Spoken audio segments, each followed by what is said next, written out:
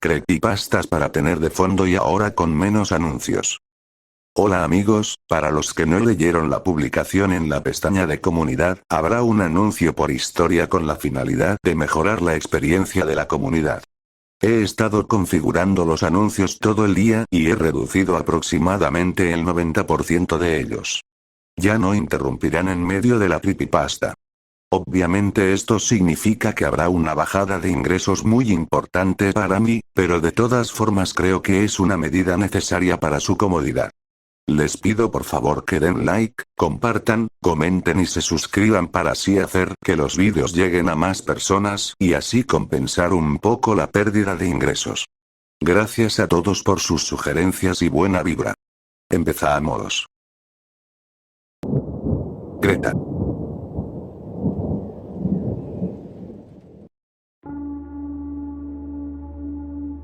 Cada comunidad tiene su propia leyenda urbana. Relatos ominosos sobre una extraña casa en la cima de una colina, un puente cubierto embrujado o los oscuros bosques en los límites de la ciudad. Incluso el pequeño y aislado pueblo agrícola donde pasé los primeros 18 años de mi vida tenía su propia leyenda. La nuestra giraba en torno a la excéntrica familia Strauss y su hija aún más extraña, Greta. Me considero único en comparación con la mayoría. Lamentablemente, esto se debe a que soy testigo de primera mano de aquello que tantas generaciones susurraron a puertas cerradas, alrededor de fogatas y por las noches para asustar a los niños. En una noche fatídica, me encontré dentro de la casa de la familia Strauss. Puedo decir con brutal honestidad que el horror que experimenté esa noche me llevó a incontables sesiones de terapia, frascos de pequeñas pastillas blancas y una nueva vida en una gran ciudad, con la granja más cercana a 100 millas de distancia. He encontrado que la mejor manera de comenzar a contar mi historia es transmitiendo primero la leyenda original, tal como me la contaron mis compañeros. La familia Strauss se mudó a Estados Unidos desde Alemania a principios de 1900, y se estableció en un enorme terreno en el centro de Illinois. Nadie sabía con certeza por qué decidieron abandonar Alemania, ni por qué eligieron comprar 300 acres en medio de la nada. Sin embargo, sabíamos algunas cosas sobre ellos. Eran muy ricos, autosuficientes y se negaban a abandonar la granja familiar. Toda su comida era cosechada, pescada o sacrificada por ellos mismos. Educaban a sus hijos en casa, y enterraban a sus muertos en el cementerio familiar. Su propiedad estaba llena de letreros ominosos, escritos en alemán y en inglés, dejando en claro su deseo de que los dejaran en paz. Circulaban varios rumores entre la gente del pueblo sobre vendedores ambulantes que entraban en la propiedad, pero nunca se les veía salir. Rose Lane era el único camino que pasaba junto al límite de la propiedad de los Strauss. Era como una ventana para el resto de la comunidad, permitiendo un vistazo de unos 10 segundos a la enorme y escalofriante casa. Con los años, los Strauss se volvieron cada vez más aislados. Podían pasar meses sin que nadie viera a un solo miembro de la familia. Muy de vez en cuando, alguien divisaba a uno de ellos caminando por la propiedad o mirando fijamente a los autos que pasaban a toda velocidad por Rose Lane, y eso era como ganarse la lotería social. Las apariciones más comunes eran del señor o la señora Strauss, como todos los conocíamos. La gente se reunía alrededor del afortunado que los había visto, ansiosa por interrogarlo sobre a quién había visto y qué cosa extraña estaban haciendo. La más famosa de los Strauss, por supuesto, era Greta. Todos conocíamos su nombre gracias al cartero chismoso del pueblo. Greta se ganó el codiciado título de la más extraña de los Strauss debido a su mórbida elección de ropa y a su apariencia aterradora. Los avistamientos de Greta eran raros, pero siempre similares entre sí. Vestía de negro, solo negro. Sin importar la estación o la hora del día, Greta siempre estaba cubierta de pies a cabeza con un vestido de color tinta. Aún más extraño era que su cabeza siempre estaba oculta bajo un oscuro velo. Nadie en el pueblo había visto jamás su rostro, ni siquiera un atisbo. Hace muchos años, según se cuenta, Greta estaba trabajando en los establos. En lugar de concentrarse en su tarea, empezó a bailar y jugar como suelen hacer los niños. En un instante de distracción, asustó a un potrillo que, de una patada rápida, le rompió la mandíbula. Para darle una lección, los ancianos de la familia Strauss le negaron la atención médica que tanto necesitaba, lo que terminó dejando su rostro como un desorden de huesos y cartílago rotos. Cuando éramos niños, mis amigos y yo solíamos asustarnos contando historias sobre Greta. Cada vez que aparecía un animal muerto en nuestra propiedad, decíamos que era Greta enviando una advertencia. Cuando estábamos acostados en la cama por la noche y escuchábamos crujir las tablas del suelo, susurrábamos que era Greta acechando entre las sombras. En lo personal, jamás había visto a Greta, a pesar de las incontables veces que pasé por Rose Lane. Solo conocía las historias. Con el paso de los años, los avistamientos de los Strauss pasaron de ser raros a inexistentes. La hierba en su terreno creció sin control y las luces dentro de su casa dejaron de brillar en la noche. Con el tiempo, asumimos que los Strauss se habían ido sin avisar.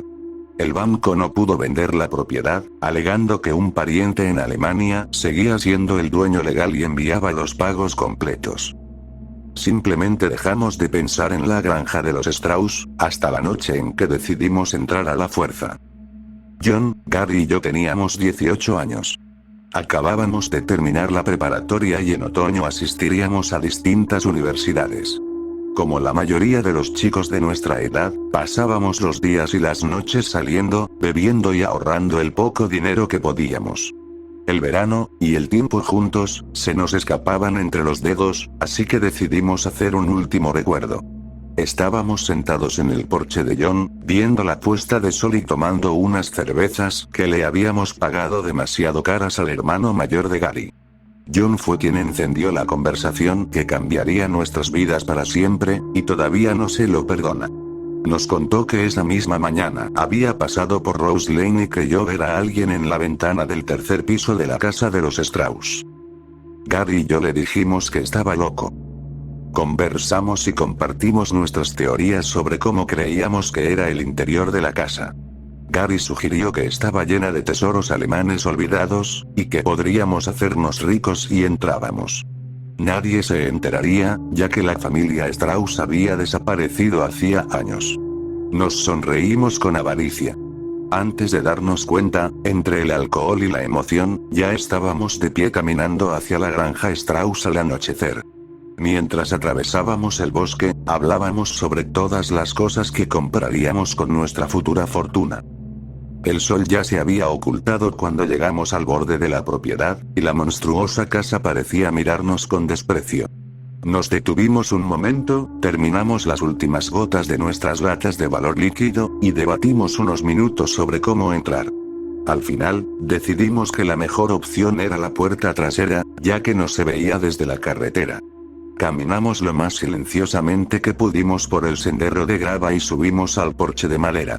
Mi corazón latía con fuerza en el pecho a medida que nos acercábamos, pero mis pies seguían avanzando. Apuntamos nuestras linternas hacia el vidrio sucio de la puerta trasera.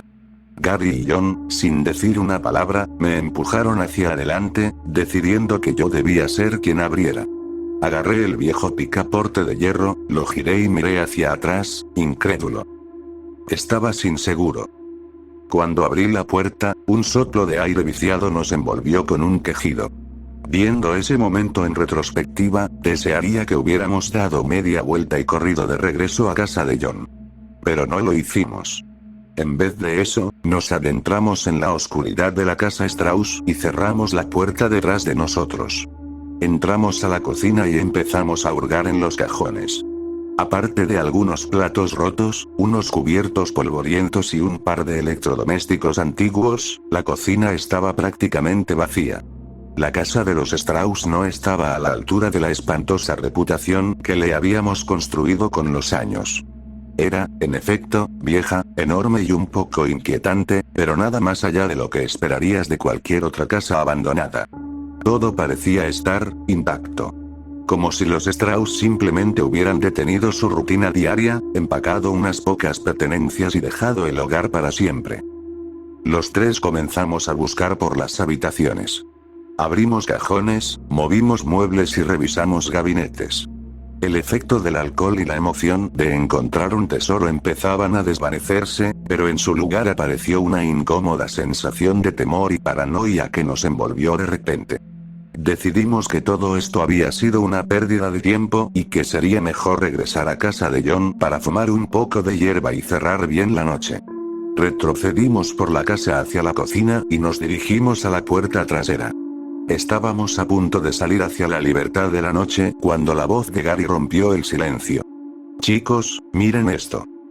John y yo giramos y apuntamos nuestras linternas hacia Gary, que estaba pegado a la pared de la cocina. Estaba pasando las manos por los bordes. Lo miramos con curiosidad y le preguntamos qué quería. Justo entonces, tiró de uno de los estantes de madera montados en la pared, y este se abrió como una puerta. Había aparecido una nueva entrada, y supimos de inmediato que había sido construida para ser un secreto. Ajustamos las linternas y nos quedamos mirando una escalera que descendía hacia la oscuridad. Los tres sabíamos que, si había algo de valor en esa casa, seguramente estaba al final de esas escaleras. Una vez más, John y Gary me empujaron al frente mientras descendíamos por la escalera de piedra. La temperatura bajó drásticamente cuando llegamos al suelo de la bodega. El aire estaba húmedo y oscuro, y podía oír el leve sonido del agua goteando y de roedores correteando. Comenzamos a buscar, explorando las paredes exteriores. Gritamos de emoción cuando nuestras linternas iluminaron metal y piedras relucientes. Joyería, jarrones, pinturas, espadas y monedas llenaban varias mesas y vitrinas dentro de aquella habitación cavernosa. Llenamos frenéticamente nuestros bolsillos mientras hablábamos emocionados de regresar en la mañana con nuestras camionetas para llevarnos el resto del botín. Mientras avanzábamos hacia el rincón más alejado de la bodega, encontramos algo que definitivamente no esperábamos ver. Una gran puerta de madera. No sabíamos por qué estaba atrancada desde afuera con una barra de metal, pero en ese momento no nos importó. Si la bodega estaba llena de cosas valiosas, lo que hubiera detrás de esa puerta tendría que ser aún mejor. John levantó la barra de hierro y la dejó en el suelo. Yo abrí la puerta y sentí que el estómago se me revolvía.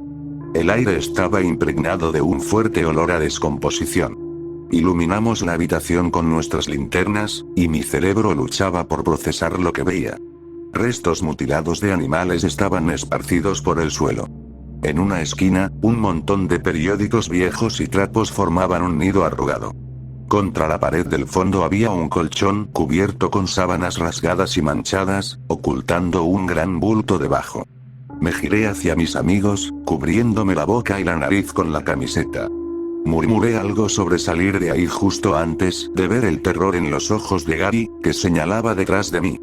Me giré bruscamente y apunté mi linterna hacia la cama. El bulto debajo de las sábanas rotas se incorporó y se volvió hacia nosotros. Al principio, mi cuerpo se negó a moverse. Aquella figura se levantó de la cama con movimientos torpes y espasmódicos. Escuché cómo sus huesos crujían y cómo su piel húmeda golpeaba el suelo de piedra. Después de lo que pareció una eternidad, logré reaccionar. Retrocedí tambaleándome y choqué con John y Gary. Corrimos hacia las escaleras como animales, derribando todo a nuestro paso. John fue el primero en llegar a la base de las escaleras, y yo iba unos pasos detrás. Gary se había quedado rezagado. John y yo subimos las escaleras corriendo hacia la entrada oculta. Le agarré la camiseta y le grité que no podíamos dejar a Gary atrás. Escuchamos su voz desesperada, estaba cerca. Alumbramos hacia abajo con nuestras linternas y pudimos ver a Gary en la base de las escaleras, y por un breve momento sentí alivio. Mi momento de alivio se desvaneció al ver una figura aparecer detrás de Gary. Su mano esquelética hundió unos dedos afilados en su rostro mientras él gritaba. El haz de nuestras linternas iluminó la escena como un reflector sobre un escenario. El rostro destrozado y en descomposición de Greta me miraba entre los jirones de su oscuro velo. Su mandíbula dislocada colgaba apenas sostenida por unos cuantos hilos de carne, su nariz y la cuenca de uno de sus ojos estaban aplastadas, y su cabeza ladeada como si le hubieran roto el cuello. Aún con todas sus deformidades, Greta parecía sonreírme mientras arrastraba a mi amigo, que seguía gritando, hacia la oscuridad del sótano y desgarraba su carne. Los días siguientes fueron una confusión de entrevistas con la policía, grupos de búsqueda y padres devastados. La propiedad de los Strauss fue convertida en una escena del crimen y la destrozaron en su investigación. La policía encontró el sótano oculto que John y yo habíamos descrito. Descubrieron evidencias de tortura y abandono humano en la habitación con la puerta sellada. El único problema era la ausencia de cuerpos. Gary jamás volvió a ser visto.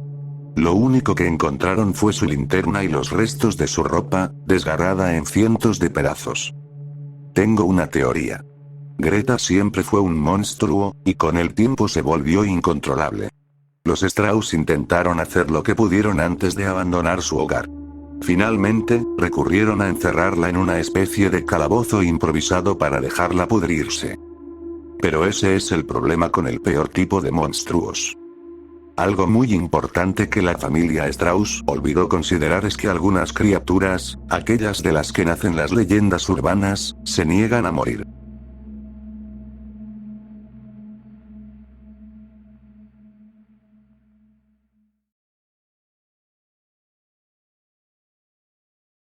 Me ha abducido el mismo ovni 67 veces.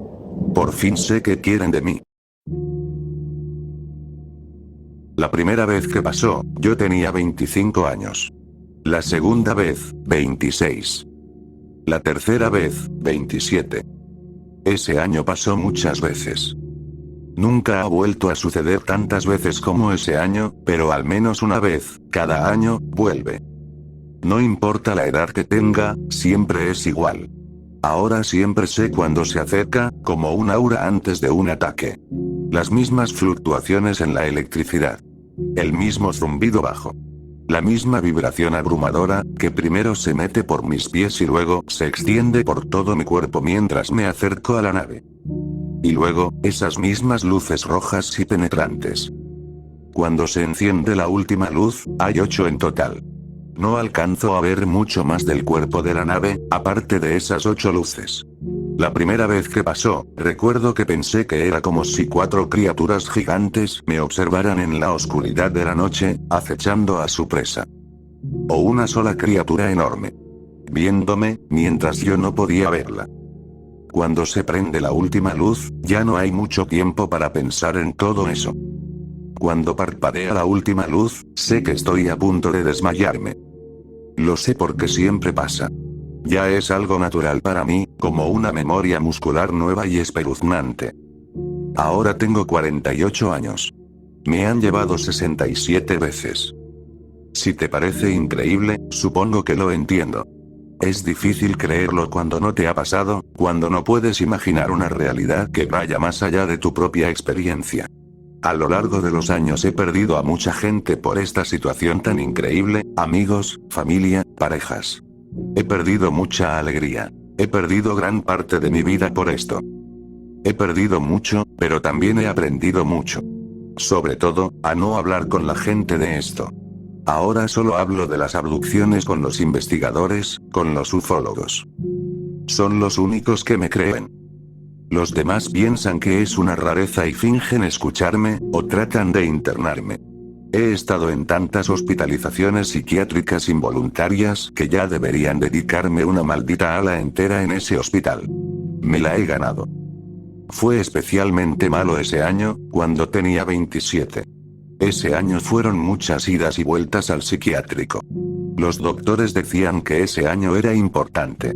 ¿En serio, doctor? Porque era la edad en la que suele aparecer la esquizofrenia. Si iba a presentarse, sería ahora, aclararon. Maldita sea. Entonces sí estoy loco, pensé, y me tomé las pastillas. Tomé todas las pastillas, todos los antipsicóticos, y luego toda la segunda ronda de medicamentos que me recetaron para lidiar con los efectos secundarios de esas pequeñas cápsulas aparentemente inofensivas. La boca seca, el estreñimiento, la fatiga. Nada de eso ayudó con la peor parte. El problema del que más me quejaba no caía en oídos sordos, sino en oídos que simplemente no podían importarse menos. Oídos que se creían mejores solo porque flotaban unos centímetros encima de una bata de laboratorio blanca. La peor parte era esta. La pérdida total de creatividad, la desaparición absoluta de todo lo que hacía que la vida valiera la pena. Ya no había momentos de asombro, solo una observación pasiva. No caminaba por mi vida, flotaba por ella, atontado. Era como si el mundo entero estuviera empapado, y todos sus colores se hubieran escurrido de sus páginas. Todos los colores, menos las luces rojas. Ese fue un año terrible para mí. Las cosas mejoraron, un poco, pero mejoraron, cuando encontré a los ufólogos. Fue un encuentro casual, y uno que me sentí afortunado de haber encontrado. Había un volante engrapado en la cafetería a la que solía ir. Antes solía tocar mi música allí. Para ese entonces, solo iba a escuchar. Tan solo mirar mi guitarra me hacía sentir culpable, porque ya no podía obligarme a amar la forma en que se sentía en mis manos. Porque me aferraba a cualquier cosa solo para encontrar la emoción que alguna vez había usado para expresarme. De cualquier manera, había un volante que llamó mi atención. Algún tipo de conferencista sobre temas paranormales y extraterrestres iba a venir al pueblo. Arranqué una pestaña de información de la parte inferior y me registré. Era un evento pequeño. No había muchos creyentes por ahí, pero en cuanto los ufólogos empezaron a presentar, supe que necesitaba hablar con ellos. Por primera vez en mi vida, alguien me creyó. El principal ufólogo, el Dr. Gray, me invitó a una entrevista formal. Empaqué una maleta y crucé el país en avión para conocerlo a él y a su equipo. Me preguntaron sobre mis experiencias, cuándo habían comenzado, qué podía recordar.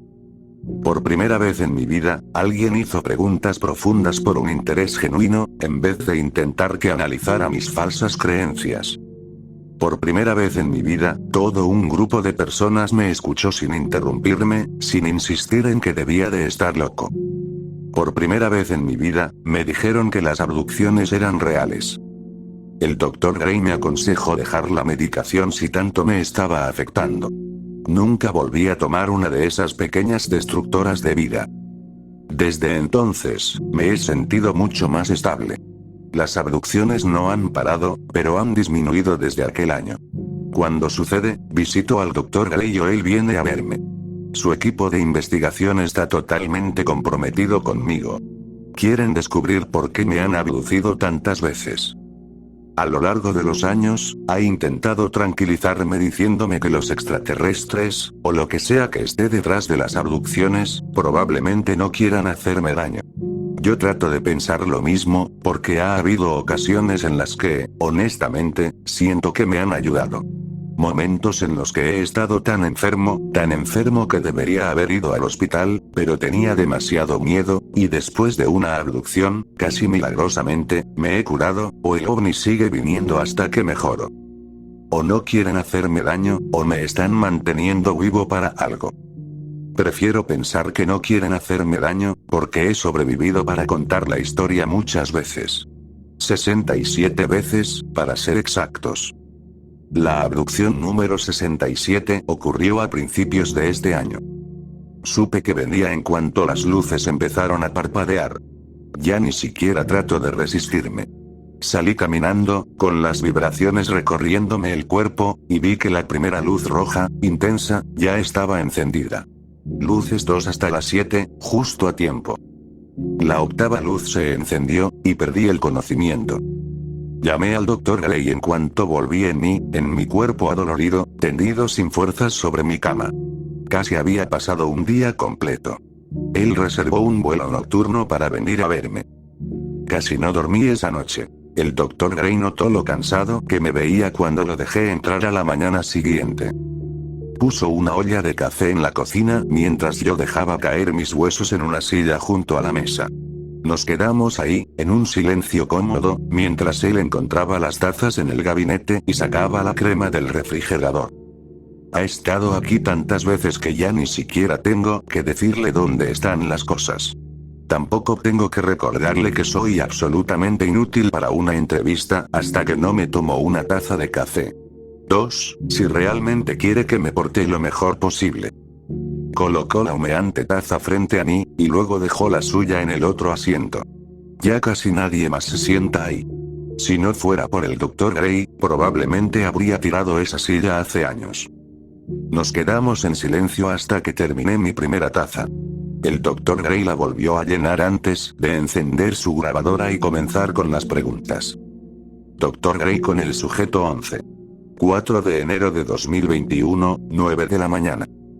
Sonreí con ironía. Siempre tan formal en la grabación, cuando nuestra relación se había vuelto amistosa con los años. Cuéntame sobre la abducción. Le conté casi lo mismo que ya te he dicho. La electricidad, la vibración, los sonidos, las luces, el apagón. A veces recuerdo vagamente lo que pasa una vez que estoy a bordo de la nave, pero se siente más como un sueño que como algo real. No es tanto una experiencia fuera del cuerpo, sino más bien una sensación de... ¿qué es siquiera mi cuerpo? Lo que sí recuerdo parece tan sacado de una película de Hollywood que vuelve todo aún más increíble para los escépticos. Estoy acostado, mi espalda contra una superficie fría y metálica. Mi visión es borrosa, y me ciega una luz intensa desde arriba. Incluso cuando despierto en la nave, ya sé que debo entrecerrar los ojos. Aunque los cierre, siento los pinchazos y las exploraciones. Mi piel es perforada. Hay agujas. Extraen cosas de mi cuerpo o inyectan algo. Más probable que extraigan, porque el Dr. Gray nunca ha encontrado sustancias extrañas en mis análisis de laboratorio. Eso sí, siempre encuentra marcas de pinchazos en los exámenes físicos. ¿Despertaste esta vez? Llevé la taza a mis labios, cerrando los ojos para disfrutar el aroma reconfortante mientras trataba de escanear mi memoria. Todo lo que encontré en mi cabeza fue un dolor molesto. No. No lo creo. Asintiendo, el Dr. Gray anotó algunas cosas en su libreta. Es una persona tan meticulosa, todo registros y preguntas inquisitivas. Bien. ¿Qué estabas haciendo cuando comenzó la abducción? Volví a exprimir mi cerebro, pero mis recuerdos suelen quedar al menos algo comprometidos cada vez. No es como si hiciera muchas cosas últimamente, de todos modos. Creo que estaba calentando una cena de microondas. Había puesto una película y el Dr. Gray me interrumpió. ¿Sentiste náuseas esta vez? Negué con la cabeza. Bien. Abrí la boca para continuar, pero el Dr. Gray me interrumpió de nuevo. ¿Has estado experimentando algún tipo de disfunción eréctil? Parpadeé y lo miré fijamente, convencido de que mi mente agotada me estaba jugando una mala pasada. El Dr. Gray sonrió, soltando una pequeña risa nerviosa.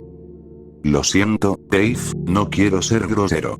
Es solo que he estado hablando con otros sujetos últimamente, y parece que es una experiencia común después de las abducciones. Pensé en preguntarlo, ya que tú has tenido tantas.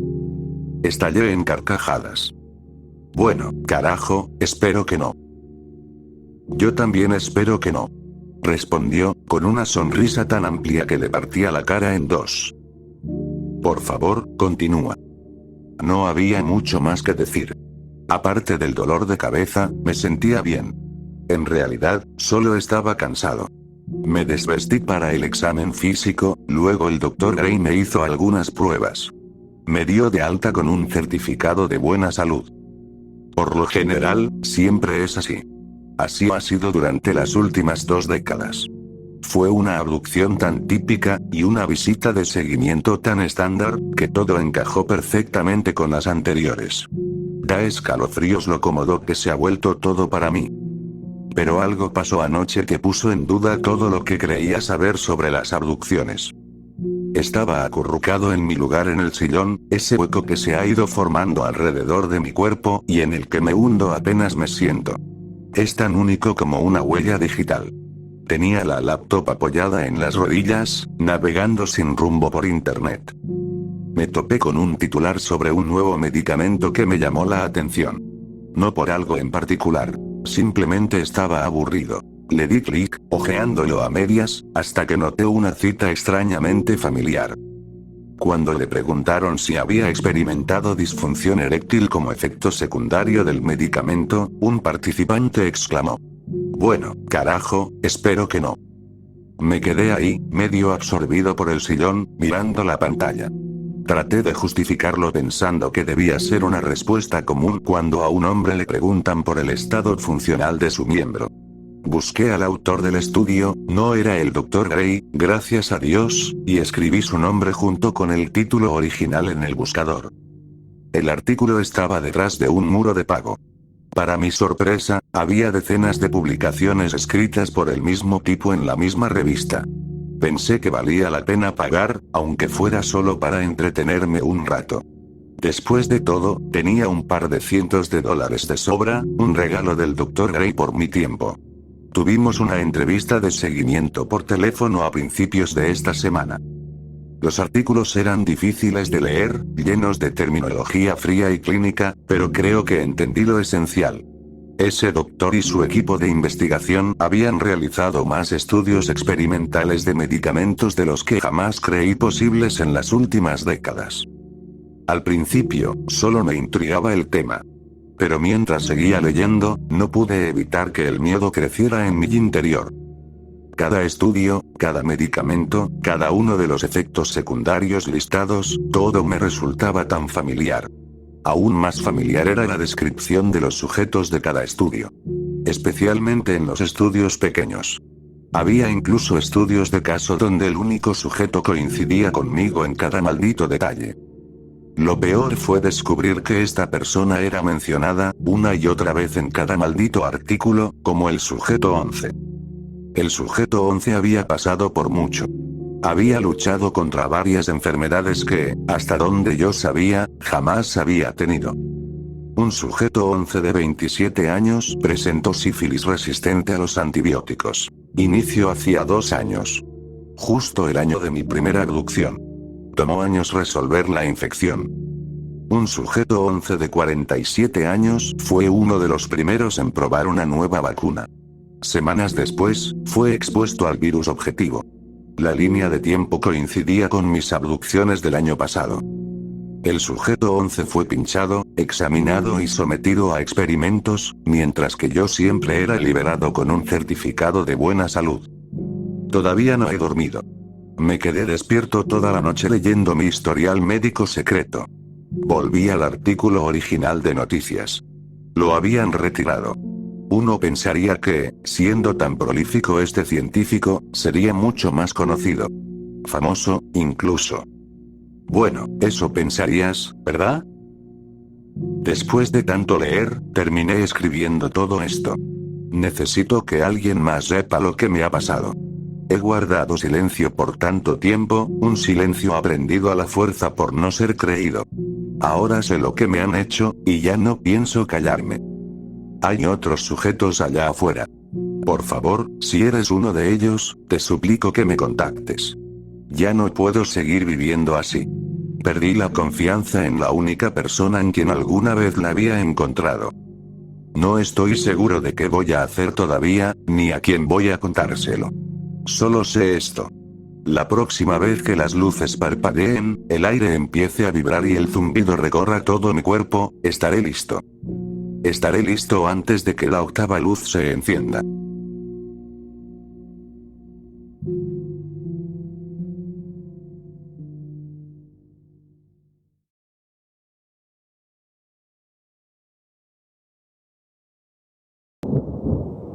Luz solar.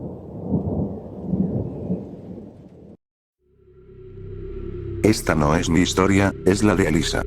A ella nunca le gustó hablar de su ángel. Sin embargo, ahora está muerta y ya no hay más luz del sol para mantener la oscuridad alejada. Somos gemelos. Gemelos fraternos, ya que yo soy un chico y ella era una chica, pero nuestro vínculo era de los más especiales que existen. Lo digo con toda seguridad porque, cuando teníamos 6 años, mi hermana me presentó a su amigo imaginario, y yo también pude verlo.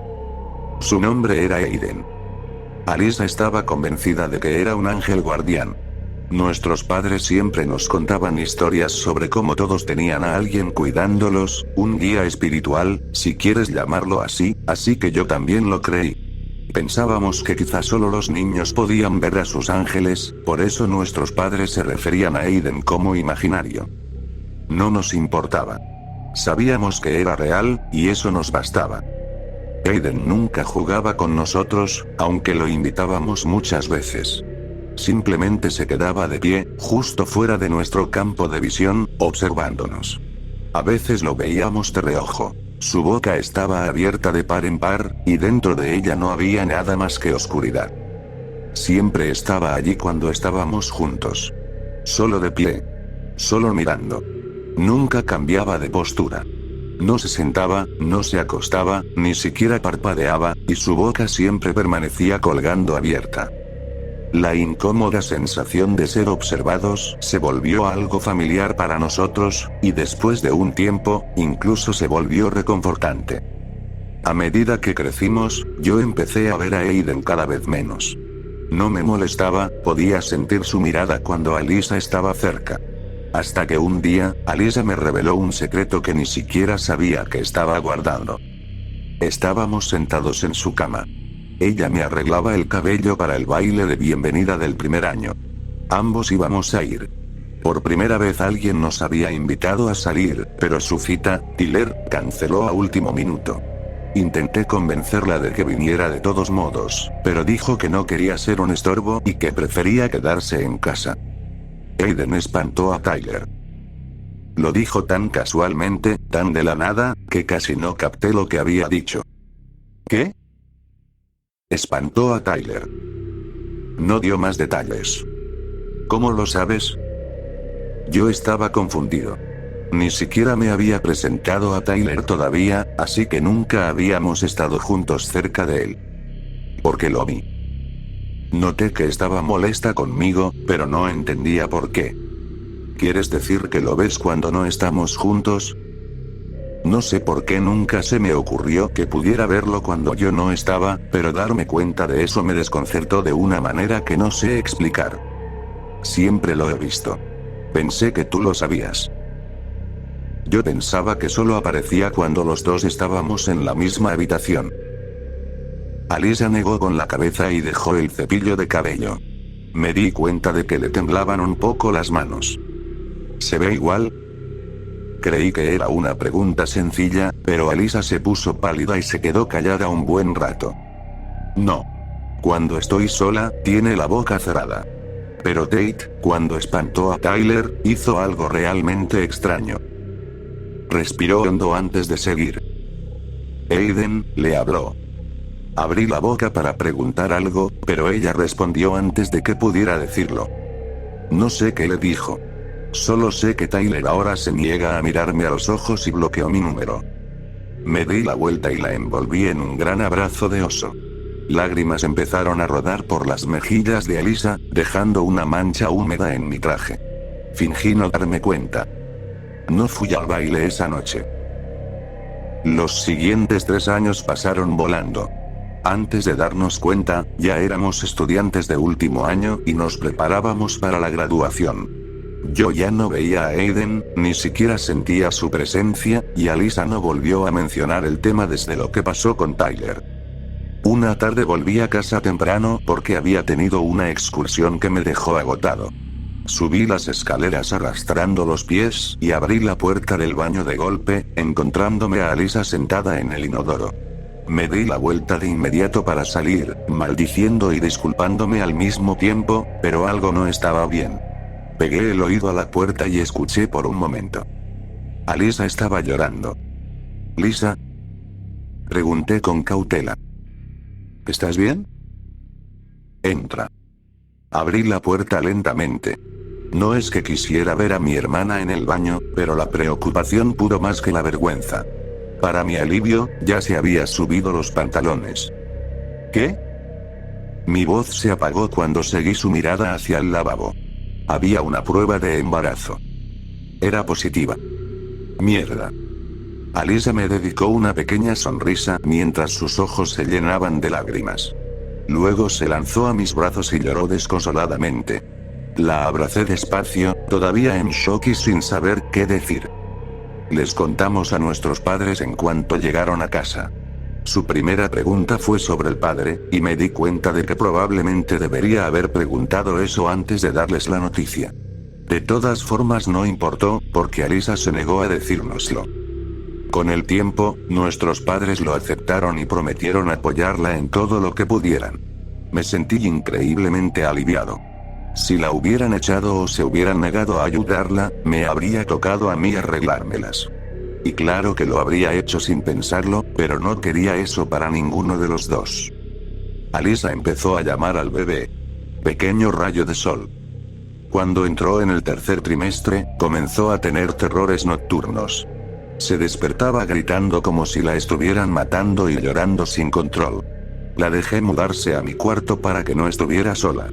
Eso ayudó un poco, pero las pesadillas no desaparecieron. Una de las peores noches, mientras le acariciaba la espalda y le decía que solo era un sueño, me contó de qué se trataban. Es Aiden.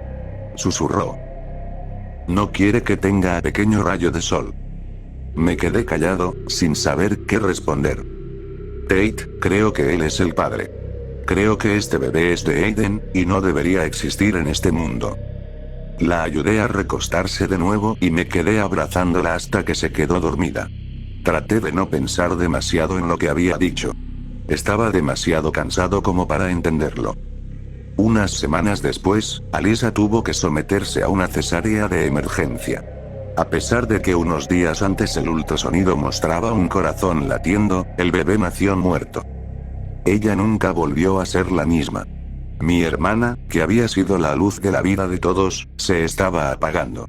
Dejó de comer, dejó de bañarse, dejó de salir de la cama. Y un día, se quitó la vida. He tenido mucho tiempo para pensar desde entonces. Su pesadilla sigue regresando a mi mente. En ese momento pensé que estaba tan agotada que seguía hablando de su sueño cuando dijo que Aiden era el padre, pero ahora creo que podría haber dicho la verdad.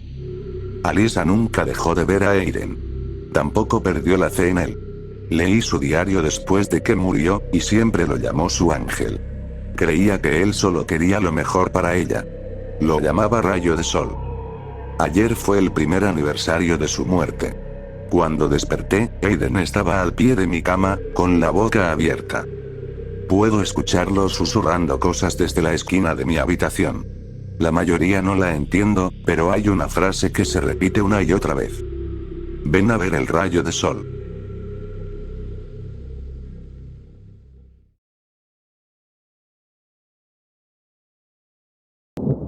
No te conviertas en vigilante de incendios en Montana.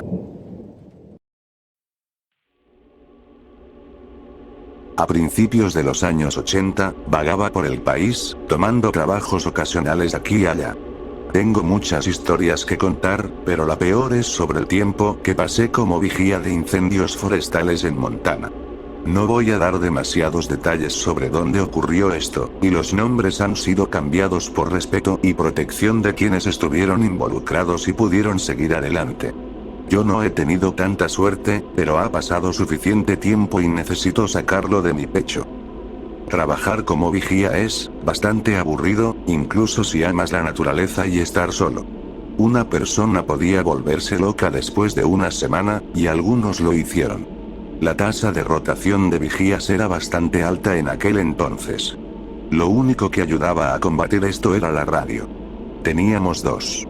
Una de largo alcance para reportar incidentes y dar nuestro informe de registro a la central, y otra de corto alcance que nos permitía hablar con otros vigías en nuestra área. Llevábamos registros de casi todo, lo que facilita la escritura de esta historia, pero las conversaciones eran en su mayoría de memoria, así que seré lo más preciso que esto me permita. Era tarde en la temporada, las mañanas se estaban volviendo frías, y desperté con la garganta irritada. Después de preparar un poco de té en la estufa, encendí el calentador y me senté a disfrutar de la vista. Podía ver por millas y apenas alcanzaba a distinguir otra torre al otro lado del valle. Una densa niebla se deslizaba entre los pinos y esperaba que se disipara rápido, ya que dificultaba mucho distinguir el humo. Espero que no estés quedándote dormido otra vez. Chilló la radio. Me estiré y la tomé. Estoy despierto, Roy. Está haciendo frío aquí arriba, eso sí. Sí, y se va a poner peor. Espero que trajeras ropa térmica. Creo que podré sobrevivir otra semana. ¿Cómo está ese tobillo? La radio soltó un poco de estática mientras él exhalaba con fuerza. Sigue doliendo como un demonio, pero sobreviviré. La caminata para buscar agua va a ser una maldita pesadilla, eso sí. Te dije que lo reportaras, vas a lastimarlo más. Roy se había torcido el tobillo el día anterior mientras iba al retrete. Nos habíamos burlado de él sin descanso. Estaré bien. No es la primera vez que alguien se fastidia el tobillo. Además, si le doy unos días, quedará como nuevo. Sí, seguro que vas a mantenerte quieto tanto tiempo. Tengo que, además, necesito revisar unas cosas en el bosque antes de que se nos acabe el tiempo aquí. ¿Revisar cosas? ¿Qué clase de cosas? Solo he notado algunas rarezas y quiero saber qué las está causando. No es nada de qué preocuparse, probablemente solo sea mi imaginación otra vez. De todos modos, voy a preparar mis garrafas, ¿tienes turno de vigilancia? Sí, no tengo otro lugar donde estar. Dije, recostándome en mi silla mientras escuchaba la estática. De vez en cuando, se colaban conversaciones de otras estaciones, pero la mayoría eran ininteligibles. Un poco antes de las 4:30 comenzaron los chequeos vespertinos por radio. Las voces habituales respondieron, salvo una. Roy no hizo su reporte. Estación 525, por favor, responde. Tomé la radio de corto alcance y lo llamé. Nada. Maldije por lo bajo. Aquí la estación 516. Hablé con Roy esta mañana, dijo que iba a buscar agua. ¿Con ese tobillo hecho mierda? Dios, qué idiota. Dijo Rose con su usual tono amargado. Ella estaba al otro lado de Roy y, aparentemente, no se llevaban bien. Seguro está tirado por ahí como una vaca coja. Mierda. Dijo Kurt, el operador esa noche. Maldición. ¿Quién está más cerca de su torre? Ni de broma voy a buscarlo, seguro está dormido en algún lado. Contestó Rose. Yo lo haré. Dije, suspirando mientras me ponía las botas. Estás a un acantilado de distancia de él. Respondió Kurt. Sí, y ya hice el recorrido a principios del verano, ¿recuerdas? Cuando tuvimos problemas con las radios por esa tormenta y la caída de un rayo. Comparado con eso, esto será un paseo. Mierda. Rose, ¿puedes hacerlo? No necesito otro idiota muerto en mis registros. Eres un imbécil, Kurt. Repliqué. La verdad duele. Perdí como 6 años de mi vida cuando hiciste esa caminata. Rose está más cerca.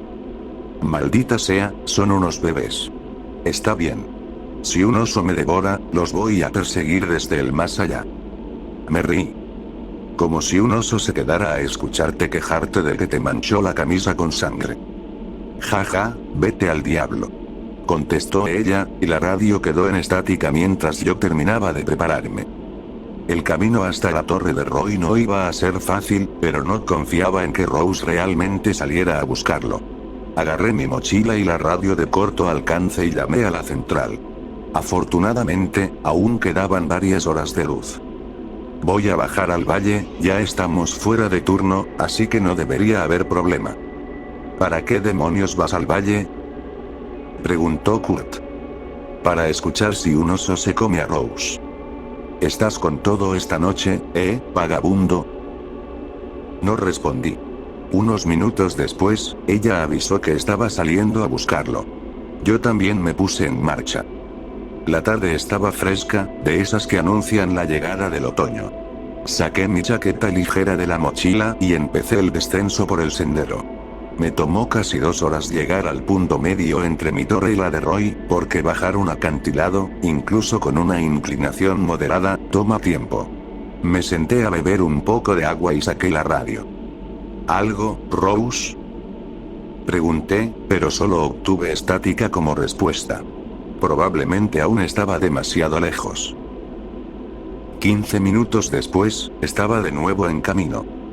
El sol estaba casi rozando la copa de los árboles cuando llegué a la base de la torre de Roy.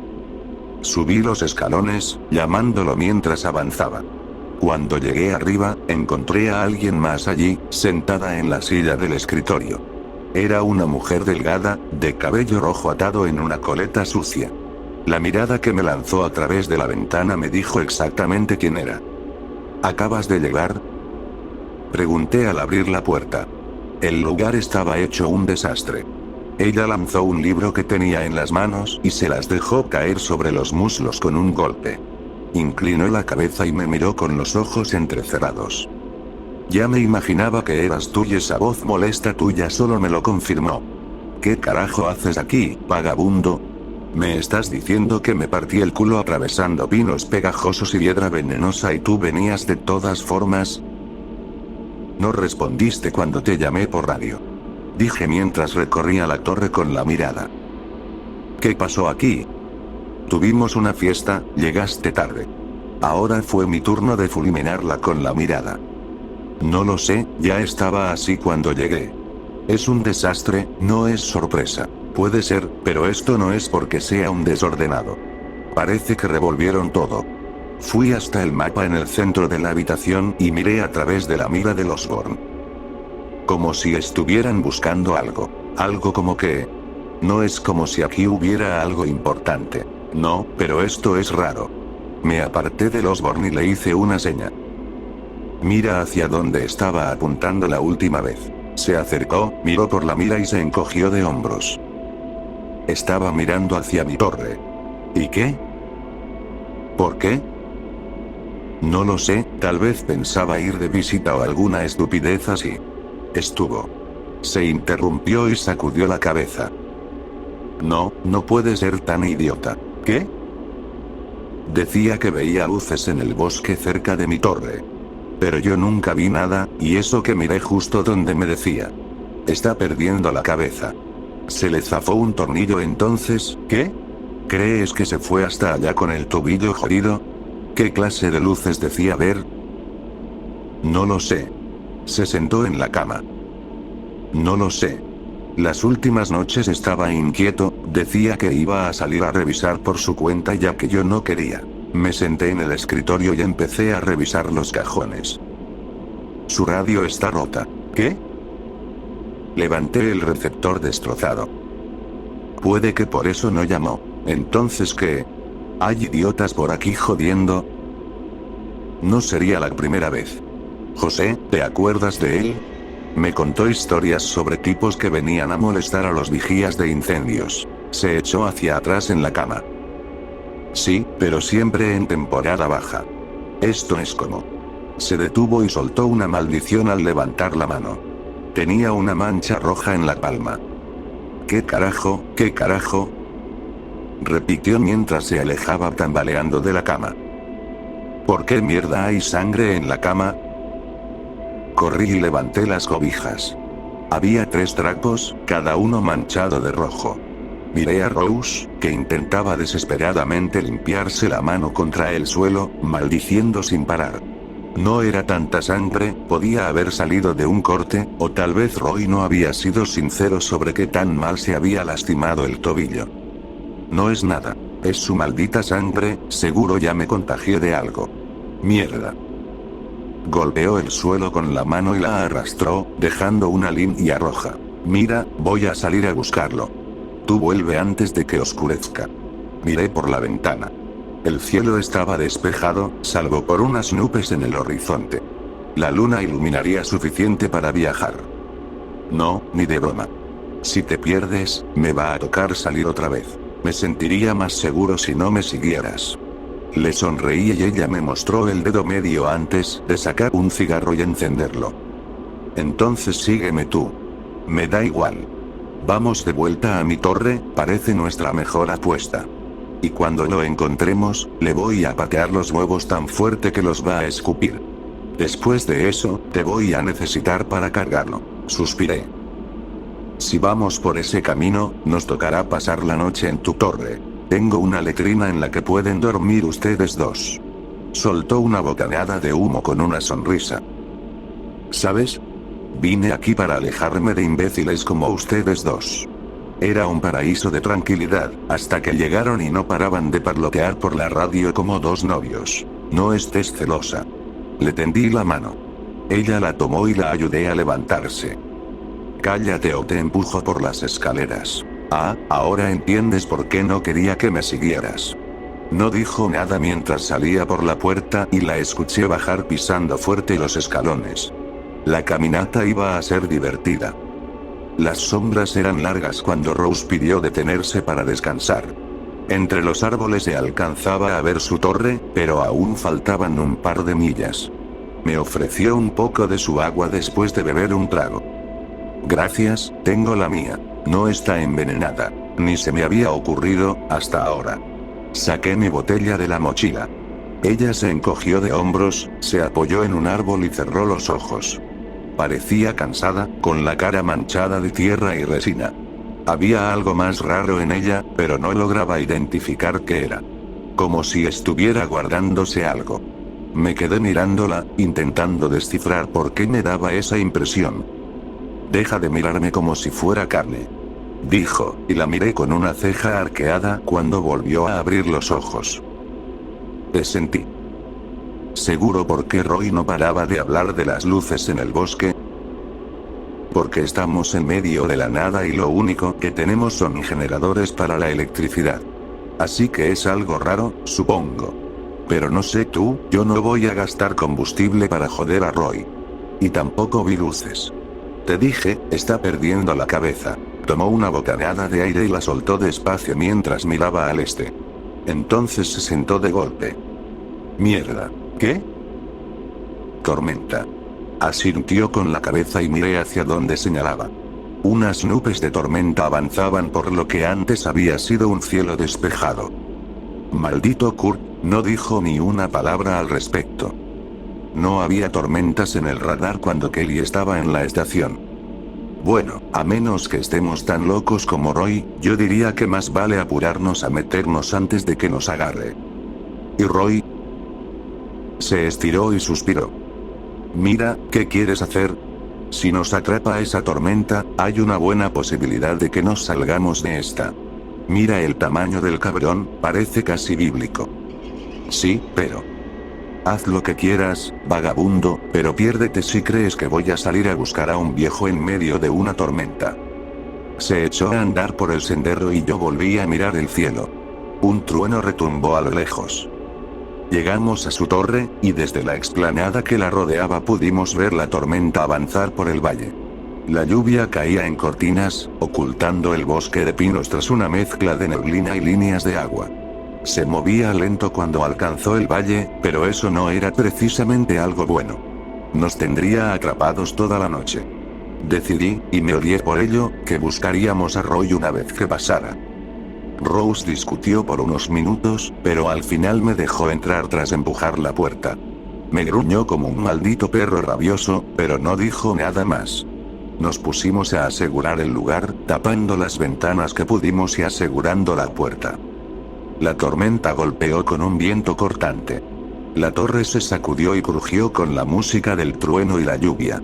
La pequeña luz en el centro de la habitación luchaba por mantenerse encendida, y Rose comenzó a sacar los faroles. Estúpido Roy. Masculló mientras dejaba el último farol en su escritorio. ¿No se supone que les hacen exámenes psicológicos o algo así? Dejan a un loco aquí arriba. ¿Qué pensaba que eran las luces? ¿Qué? ¿Por qué le importaban tanto? ¿Qué creía que eran?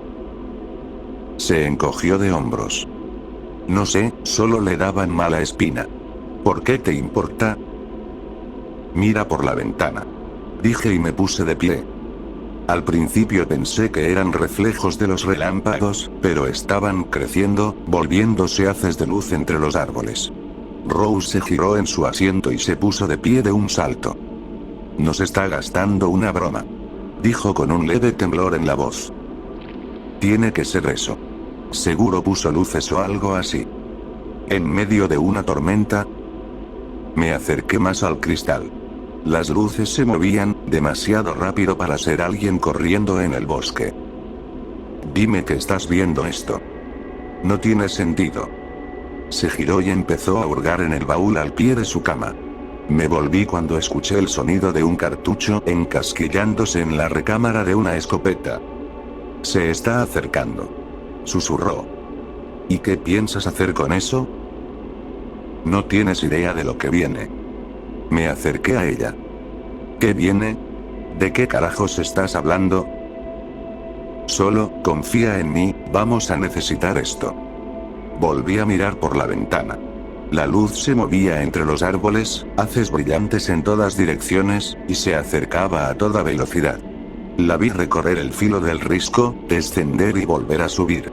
En un destello, se disparó colina arriba, una bola de luz que nos cegó por completo. La torre tembló con más fuerza que con cualquier viento, lanzándonos al suelo y haciendo caer todo lo demás. La escopeta en la mano de Rose se disparó con un estruendo y la luz desapareció, dejándonos en la oscuridad. Me incorporé de golpe, parpadeando en la negrura.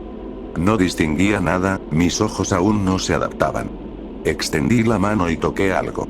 El pie de Rose. Gimió cuando la jalé y vi su silueta sentarse. La lluvia entraba a chorros por las ventanas, empapándonos. ¿Qué mierda fue eso? Su voz sonó ronca. No me preguntes. Dios. Un golpe sordo resonó debajo de nosotros. Bajó y pausado. Nos congelamos. Su mano encontró la mía mientras me ponía de pie lentamente. Otro golpe, más fuerte. Un golpe y luego silencio. Un golpe y luego silencio. Rose. Una voz gorgoteante llamó desde abajo. Un escalofrío me recorrió la espina. Rose. Una tos húmeda y quebrada resonó en las escaleras. Sentí a Rose revolverse en el suelo, buscando la escopeta. Me lancé por uno de los faroles y lo encendí. ¿Quién diablos es ese? ¿Qué carajos está pasando? Pregunté, volviendo la luz hacia Rose. Su rostro estaba solo a unos centímetros del mío, los ojos desorbitados y la piel salpicada de lluvia. Ayuda, por favor, ayuda. La voz sonaba suplicante, casi sollozante. Un llanto gorgoteante. Rose. Eso, suena como Roy. Dije, acercándome a una de las ventanas. Eso no suena como nadie. No, escucha cómo camina. Carajo, tiene que ser él. Fui hacia la puerta, pero ella se lanzó contra ella, cerrándola con su cuerpo. ¿Qué? No vas a salir. Necesita ayuda. Sacudió la cabeza con vehemencia. Eso no es Roy. ¿Qué? Tragó en seco y se limpió la cara. Ok, mira, solo escúchame. Rose, más te vale empezar a tener sentido ya mismo. Me empujó con el cañón de la escopeta. Ya he visto esto antes. ¿Visto qué? Hace 2 años estuve por aquí cuando un estúpido campista se perdió. Sus amigos dijeron que hubo luces y cosas raras en el bosque la noche en que desapareció. Nos llamaron para ayudar a buscarlo, y, bueno, lo encontramos. Sigo esperando que esto tenga sentido. Ella gruñó. Ya no era el mismo. Apenas estaba vivo, unos tubos movían su sangre, tenía los ojos arrancados. Pensamos, atacó a la guardabosques que estaba con nosotros, la destrozó antes de que pudiéramos hacer algo. Ese no es Roy allá abajo. ¿Qué estás diciendo que le pasó? Ella negó con la cabeza. No lo sé, no lo sabemos. Creímos que algún asesino en serie andaba por el bosque, pero nadie hablaba del tema. Ni el sheriff ni el doctor que lo examinó. Todo estaba callado, y me dijeron que no dijera ni una palabra sobre esto a nadie. Entonces, las luces. Las vi y las ignoré, tal como le dije a Roy que hiciera. Se sonó la nariz y se limpió con la manga. Pero él no pudo dejarlo pasar. Seguía hablándome por radio seguía escarbando en lo que pasó. No creí que fuera lo mismo, pero ahora. Un relámpago iluminó una silueta afuera de las ventanas. Estaba empapada y se veía enferma, como alguien a punto de derrumbarse en cualquier momento. Rose se giró hacia ella y la silueta avanzó tambaleante hasta la puerta, que reventó de un golpe. Soltó un grito ahogado y gorgoteante llamando a Rose, y luego mis oídos zumbaban por la explosión de la escopeta. No cayó. Rose disparó otra vez. Tropezó, pero siguió avanzando. Volvió a disparar, y la sangre nos salpicó cuando finalmente la silueta se desplomó a nuestros pies. Estaba demasiado oscuro para ver mucho, incluso con la linterna. Pero vi la chaqueta que llevaba puesta. La reconocí de cuando llegué por primera vez a la central y conocí a un hombre de barba gris que se preparaba para ir a su puesto de vigilancia. Roy. La mañana nos encontró despiertos, con los ojos clavados en el cadáver ante nosotros. Era casi como una escena de terror mientras la luz se filtraba por las ventanas, iluminando el suelo y el cuerpo a nuestros pies. Era Roy, pero no era Roy. Unas grandes mangueras recorrían su cuello, sus costillas sobresalían bajo la piel roja y blanca. Su mandíbula estaba floja, sin dientes, y su lengua era el doble de grande, sobresaliendo como la de un perro. Su ropa estaba hecha jirones, prácticamente harapos en la mayoría de las partes. Era calvo, su barba había desaparecido, afeitada por completo. No podía apartar la vista de él. Hora del informe matutino, ¿cómo están, chicos y chicas? ¿Todos vivos después de esa tormenta? La radio sonó y Rose y yo nos miramos. Era Kelly. Estaciones 516 y 532, los necesitamos en la línea. Kurt se está orinando encima desde anoche. Denle un respiro. ¿Qué les decimos? Preguntó Rose, mirándome con los ojos rojos e hinchados. O sea, ¿qué hacemos? No lo sé. ¿Quién te dijo que no hablaras de las luces? Gente del gobierno, no sé. Me hicieron firmar un montón de papeles y cosas, dijeron que era un asesino en serie en el bosque, como habíamos pensado. Pero yo me levanté lentamente y pasé sobre el cuerpo de Roy. Intenté no pisar la sangre, pero cubría el suelo. Levanté el receptor y, tras una respiración profunda, respondí. Aquí estación 532. Estoy con Rose. La tormenta me dejó incomunicado anoche. Bueno, carajo, muchacho. Pensamos que estabas perdido también. Rose no intentó dispararte cuando llegaste. Me reí un poco, forzado. No, ha sido una buena anfitriona, ni siquiera me hizo quedarme en la letrina. Qué bien. ¿Descubrieron algo sobre Roy? Él no lo logró. Mierda. Sí, la tormenta llegó antes de que pudiera reportarlo. Su cuerpo. Miré el cadáver y me estremecí. Fue un ataque de oso. No quedó mucho de él. ¿Estás bromeando, mierda? Bueno, al menos ya tenemos gente aquí para ayudar. ¿Gente? Pregunté y miré a Rose. Estaba sentada, con la escopeta aferrada contra su pecho. Sí, la tormenta causó muchos daños anoche. Tenemos algunos ayudantes del gobierno aquí. Querían ir al puesto de Roy apenas supieron que estaba desaparecido, pero quise comunicarme con ustedes primero. ¿Gobierno? Dije, tratando de procesarlo. Sí, ya sabes, como guardabosques y demás. Van para allá ahora, así que quédense donde están y, cuando les muestren dónde está Roy, los sacaremos de ahí. Suena bien. Gracias.